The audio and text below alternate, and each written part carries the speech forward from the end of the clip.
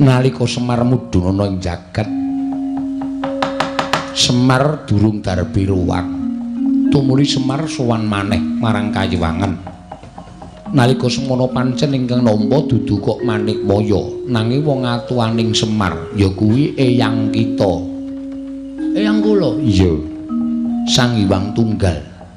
Sang Hyang Bathara Tunggal, Bu Kulun? Iya.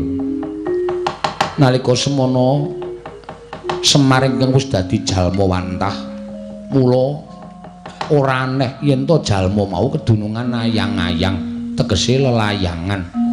Layang kangen dudu. Lelayangan menungso.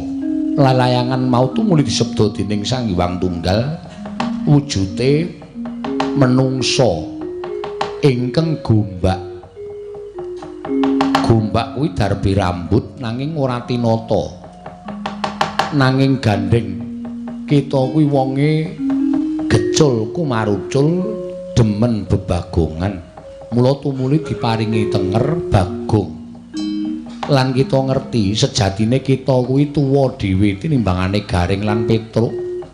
Nanging Semar ingkang gawe supaya Petruk bar lan Garing mau dadi kadang kita tuwa, kita tinemu ragil.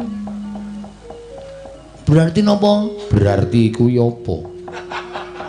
Ateges napa sing dikendhake Wang Pikulun Bathara Guru menika kepara nyata Bu Kulun? Iya nyata Bagong. Aduh.